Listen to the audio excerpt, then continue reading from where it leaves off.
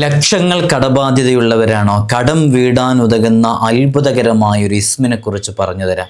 അള്ളാഹുവിൻ്റെ പരിശുദ്ധമായ അസ്മാഉൽ ഹുസ്നയിലെ ഈ ഇസ്മ ജീവിതത്തിൽ പകർത്തുകയാണെങ്കിൽ എത്ര വലിയ കടമാണെങ്കിലും ആ കടങ്ങൾ വീട്ടാനുള്ളൊരു വഴി റബ്ബ് സുബ്ഹാനഹു വ തആല നമുക്ക് തുറന്നു തരാൻ കാരണമാകുന്ന ഒരു ഇസ്മാണ്.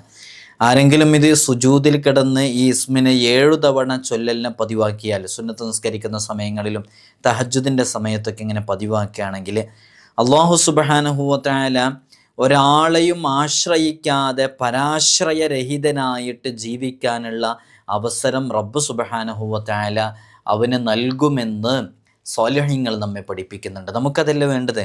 ഒരാളെയും ആശ്രയിക്കാതെ, ഒരാളെ മുമ്പിലും കൈ നീട്ടാതെ അന്തസ്സോടെ അഭിമാനത്തോടെ ജീവിക്കണം. ഈ ഇസ്മ വളരെ എളുപ്പമാണ് നമ്മുടെ ജീവിതത്തിലേക്ക് പകർത്താൻ. വളരെയധികം സിമ്പിളായിട്ടുള്ളൊരു ഇസ്മാണ്. നമുക്കിതിൻ്റെ അർത്ഥം മനസ്സിലാക്കുമ്പോൾ തന്നെ ഈ ഇസ്മ ഇതിനുള്ളതാണെന്ന് നമുക്ക് ബോധ്യപ്പെടുന്ന രൂപത്തിലുള്ള ഇസ്മാണ്. അസ്മാഉൽ ഹുസ്നയിലെ ഇത്തരം ഇസ്മുകളെക്കുറിച്ച് നമ്മൾ പറയുമ്പോൾ നമ്മൾ ജീവിതത്തിലേക്ക് പകർത്തേണ്ട ചില കാര്യങ്ങളൊക്കെ ഉണ്ട്, അതും ഓർമ്മപ്പെടുത്തുന്നുണ്ട്. നിങ്ങൾ വീഡിയോ പൂർണ്ണമായിട്ടും കാണണമെന്ന് ഓർമ്മപ്പെടുത്തുകയാണ്. കഴിഞ്ഞ ദിവസം ഒരു ചെറുപ്പക്കാരൻ ഇവിടെ വരികയുണ്ടായി. അദ്ദേഹം പറഞ്ഞു തന്നെ, ഞാനൊരാൾക്ക് ഒരു 4 ലക്ഷം രൂപ അയാൾ കുടുങ്ങിയ സമയത്ത് അയാൾക്ക് കൊടുക്കേണ്ടി വന്നു. നിസ്സഹായാവസ്ഥ കണ്ടു കൊടുത്തതാണ്. പിന്നെ കുറച്ച് കഴിഞ്ഞ് അദ്ദേഹത്തിൻ്റെ സ്വഭാവത്തിൽ മാറ്റം വന്നു. പിന്നെ അയാൾ ഒരു കാരണവശാലും അത് തിരിച്ചു തരാനുള്ള മനസ്സ് കാണിക്കുന്നില്ല. ഇന്ന് 4 വർഷം കഴിഞ്ഞു ഉസ്താദ്, ഇതുവരെയായിട്ട് തന്നിട്ടില്ല. അയാൾ എൻ്റെ ഫോൺ എടുക്കുന്നില്ല, എൻ്റെ നമ്പർ ബ്ലോക്ക് ചെയ്തു എന്നൊക്കെ പറഞ്ഞിട്ട്. ഇത്തരം ഘട്ടങ്ങളിലൂടെയൊക്കെ നമ്മൾ കടന്നു പോയിട്ടുണ്ടാകും. നമുക്ക് കിട്ടാനുള്ള ക്യാഷ് തിരിച്ചു കിട്ടാനൊക്കെ ഇത് ഉപയോഗപ്പെടുത്താം. എന്നിട്ട് അദ്ദേഹം സംസാരമുണ്ട്, ഉസ്താദെ ആ ഒരു വിഭാഗത്തിൽപ്പെട്ട ആളെ കുറിച്ചിട്ട് ഓലെല്ലാവരും അങ്ങനെ തന്നെയാണ് എന്ന് പറയണ്ടേ. നമ്മൾ പറഞ്ഞ് അങ്ങനെ പറയേണ്ട ആവശ്യമില്ല. ഒരാൾ ചെയ്തതിൻ്റെ പേരിൽ എല്ലാവരെയും കുറ്റപ്പെടുത്തുന്നതിൻ്റെ കാര്യമില്ലല്ലോ. ഇൻഷാ അല്ലാഹ് നമുക്ക് ഇന്ന് ഇസ്മിനെ കുറിച്ച് പഠിക്കാം. അള്ളാഹു നമുക്ക് പഠിക്കാനും മനസ്സിലാക്കാനും ജീവിതത്തിലേക്ക് ചേർത്ത് വെക്കാനുമുള്ള തൗഫീഖ് നൽകി അനുഗ്രഹിക്കുമാറാകട്ടെ. വിഷയത്തിലേക്ക് പ്രവേശിക്കുന്നതിൻ്റെ മുമ്പ് എല്ലാ ദിവസവും നമ്മൾ സൂചിപ്പിക്കാറുള്ളത് പോലെ തന്നെ നേരിട്ട് കാണാനുള്ള ഡേറ്റ് ചൊവ്വാഴ്ചകളിൽ മാത്രമാണ്. ചൊവ്വാഴ്ച നേരിട്ട് വരാൻ ബുക്ക് ചെയ്യാൻ വിളിക്കേണ്ടത് ഞായറാഴ്ച 10 മണിക്കാണ്. വിളിച്ച് ബുക്ക് ചെയ്തതിന് ശേഷം മാത്രമേ വരാവൂ എന്ന് ഓർമ്മപ്പെടുത്തുകയാണ്. പലരും ബുക്ക് ചെയ്യാതെയും വിളിക്കാതെയൊക്കെ വരുന്നുണ്ട്. അതുകൊണ്ടാണ് നമ്മളിത് പ്രത്യേകമായിട്ട് ബുക്ക് ചെയ്തിട്ടേ വരാവൂ എന്നുള്ളത് പറയുന്നത്. അള്ളാഹു സുബ്ഹാനഹു വ തആല നമുക്ക് തൗഫീഖ് നൽകി അനുഗ്രഹിക്കുമാറാകട്ടെ. ആരെങ്കിലും സുജൂദിൽ കിടന്ന് ഈ ഇസ്മിനെ 7 തവണ ചൊല്ലലിനെ പതിവാക്കിയാൽ അള്ളാഹു അവരെ പരാശ്രയരഹിതനാക്കും. പതിവായി ഇതിനെ ഉരുവിട്ടുകൊണ്ടിരിക്കുകയാണെങ്കിൽ മഈശത്തിൻ്റെ വിഷയത്തിൽ ഒരു പേടിയും പ്രയാസവും ബുദ്ധിമുട്ടും അവന് സഹിക്കേണ്ടി വരൂല. അള്ളാഹുവിനോട് എന്തു ചോദിച്ചാലും ഉടനെ തന്നെ അവന് ഉത്തരം ലഭിക്കുകയും ചെയ്യും എന്നൊക്കെ സ്വാലിഹീങ്ങൾ നമ്മെ വളരെ കൃത്യമായി പഠിപ്പിക്കുകയും ചെയ്തിട്ടുണ്ട്. അള്ളാഹുവിൻ്റെ പരിശുദ്ധമായ അസ്മാഉൽ ഹുസ്നയിലെ ഒരു ഇസ്മാണ് അൽ വഹാബ് എന്ന് പറയുന്ന ഇസ്മ.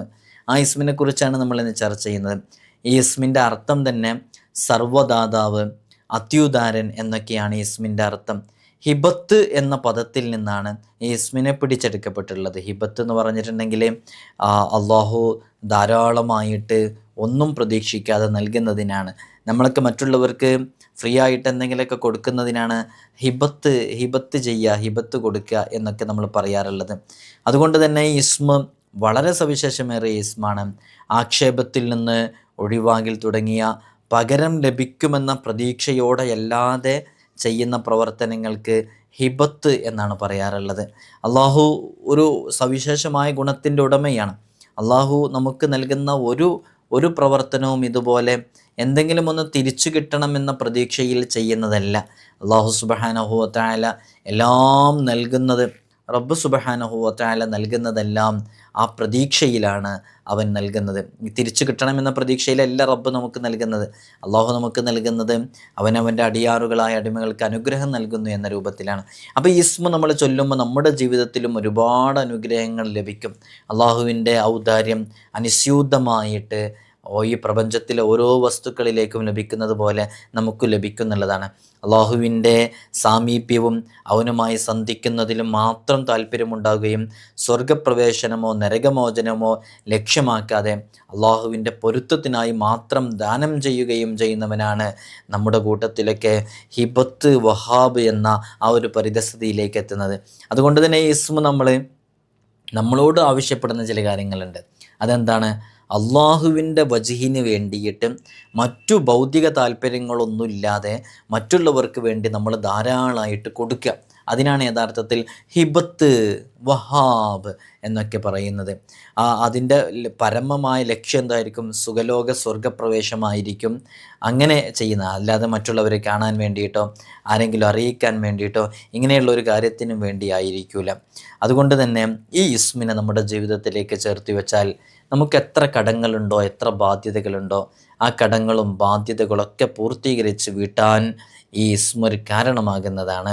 ആരെങ്കിലും സുജൂദിൽ കിടന്ന് ഈ ഇസ്മ 7 തവണ ചൊല്ലലിനെ പതിവാക്കിയാൽ അള്ളാഹു സുബ്ഹാനഹു വ തആല പരാശ്രയരഹിതനായി ജീവിക്കാനുള്ള അവസരങ്ങൾ അവന് നൽകും. പതിവായി ഇതിനൊരുവിട്ടുകൊണ്ടിരിക്കുന്നവർക്ക് മഈശത്തിൻ്റെ വിഷയത്തിൽ, അവൻ്റെ ജീവിതത്തിൻ്റെ ചെലവിൻ്റെ വിഷയത്തിൽ ഒരു പേടിയും പേടിക്കേണ്ട ആവശ്യം ഉണ്ടാകില്ല. അള്ളാഹുവിനോട് ചോദിച്ചാൽ ഉടൻ അവൻ ഉത്തരം നൽകും. ഇതൊക്കെ എത്രയോ സ്വാലിഹീങ്ങൾ വളരെ കൃത്യമായി പഠിപ്പിക്കുകയും ചെയ്തിട്ടുണ്ട്. നമ്മുടെ ജീവിതത്തിൽ നമുക്ക് ഇത്തരം ഇസ്മുകളൊക്കെ പതിവാക്കാം, അത് ചേർത്ത് വെക്കാം. നമ്മളത് ചൊല്ലുന്നതിനനുസരിച്ച് അതിൻ്റെ പ്രതിഫലമൊക്കെ നമുക്ക് ലഭിക്കുകയും ചെയ്യും. അതുകൊണ്ട് തന്നെ ഇത് സൂഫിയാക്കളിൽ, ആധ്യാത്മിക ലോകങ്ങളിൽ ജീവിക്കുന്നവരിലൊക്കെ അവരൊക്കെ പതിവാക്കുന്നൊരു ഇസ്മും കൂടെയാണ്. നമ്മുടെ ജീവിതത്തിലേക്ക് നമുക്ക് ചേർത്ത് വെക്കാവുന്നതാണ്. അതുകൊണ്ട് തന്നെ അസ്മാഉൽ ഹുസ്നയിലെ ഓരോ ഇസ്മുകളും വളരെ പവർഫുള്ളാണ്.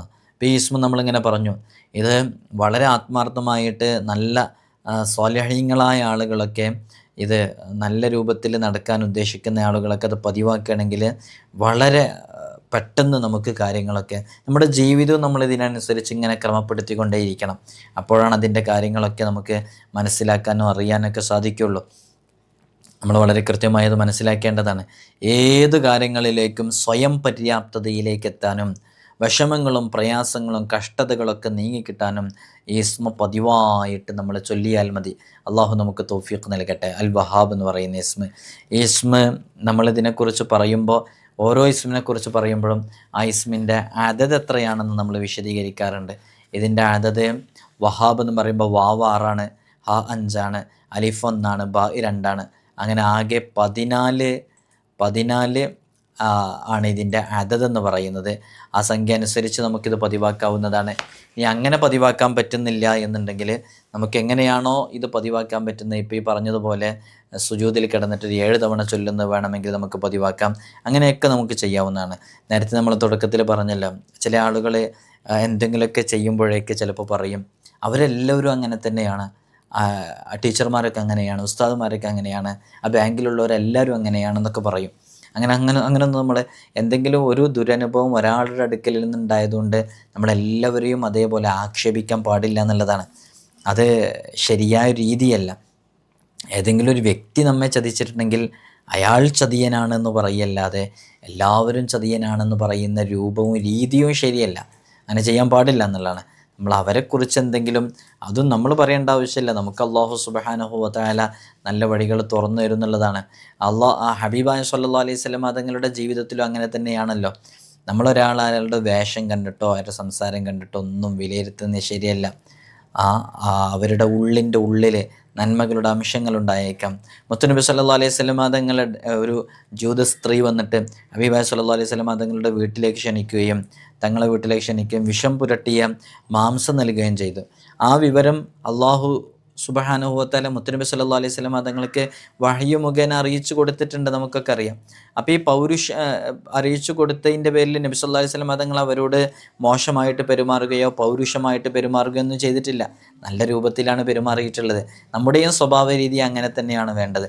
നല്ല രൂപത്തിൽ പെരുമാറുക, ആരെയും വെറുപ്പിക്കാതിരിക്കുക, ആരെയും ഇഷ്ടപ്പെടാത്ത കാര്യങ്ങൾ, മറ്റുള്ളവർക്ക് ഇഷ്ടപ്പെടാത്ത കാര്യങ്ങൾ പറയാതിരിക്കുക എന്നൊക്കെ നമ്മൾ നമ്മുടെ ജീവിതത്തെയും ക്രമപ്പെടുത്തി അള്ളാഹ് ഇഷ്ടപ്പെടുന്ന രൂപത്തിൽ നമ്മുടെ ജീവിതത്തെ ക്രമപ്പെടുത്തി മുന്നോട്ട് പോയാൽ ഏതു ഖൈറിൻ്റെ വാതായനങ്ങളും നമുക്ക് മുമ്പിൽ തുറന്നു കിട്ടാൻ അത് കാരണമാകും. അള്ളാഹു നമുക്ക് തൗഫീഖ് നൽകി അനുഗ്രഹിക്കുമാറാകട്ടെ. വിഷമങ്ങളും പ്രയാസങ്ങളും ബുദ്ധിമുട്ടുകളൊക്കെ റബ്ബ് സുബ്ഹാനഹു വ തആല നമുക്ക് നീക്കം ചെയ്ത് നമുക്ക് റാഹത്തും സന്തോഷമൊക്കെ നൽകട്ടെ. സാമ്പത്തിക ഇടപാടൊക്കെ നടത്തുമ്പോൾ നമ്മൾ ശ്രദ്ധിക്കേണ്ടത്, അത് പ്രധാനമായിട്ട് നമ്മൾ മനസ്സിലാക്കേണ്ടത്, ഒരാൾ നമ്മളോട് പിണങ്ങി നിൽക്കുന്ന സമയം, യാത്ര ചെയ്യുന്ന സമയം, അതേപോലെ തന്നെ സാമ്പത്തിക ഇടപാട് നടക്കുന്ന സമയം.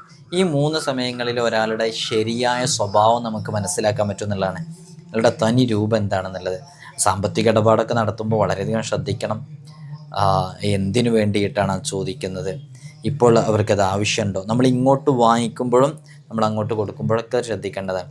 വെറുതെ അവർ കബളിപ്പിക്കുന്നൊരു ശൈലിയും പ്രകൃതിയൊക്കെയാണ് അവരുടേത് എന്നൊക്കെ മനസ്സിലാക്കിയിട്ട് വളരെയധികം ആത്മാർത്ഥതയോടുകൂടെ ആ വിഷയത്തിൽ നമ്മൾ ശ്രദ്ധിക്കണം എന്ന് ഓർമ്മപ്പെടുത്തുകയാണ്.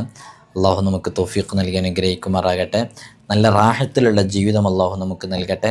നമ്മുടെ കടങ്ങൾ വീട്ടാനുള്ള എല്ലാ വഴികളും റബ്ബ് നമുക്ക് തുറന്നു തരട്ടെ. ഈ അസ്മാഉൽ ഹുസ്ന നമ്മളെല്ലാ മജ്ലിസിലും രാവിലെയും വൈകുന്നേരമൊക്കെ ചൊല്ലുന്നതാണ്.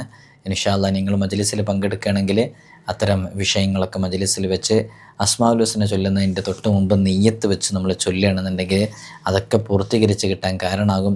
അസ്മാഉൽ ഹുസ്ന എല്ലാ വിഷയങ്ങൾക്കും പരിഹാരമാണ്. അസ്മാഉൽ ഹുസ്ന ചൊല്ലിയിട്ട് ദുആ ചെയ്ത ആ ദുആ സ്വീകരിക്കപ്പെടും എന്നാണ്. അല്ലാഹു ഖബൂലാക്കട്ടെ.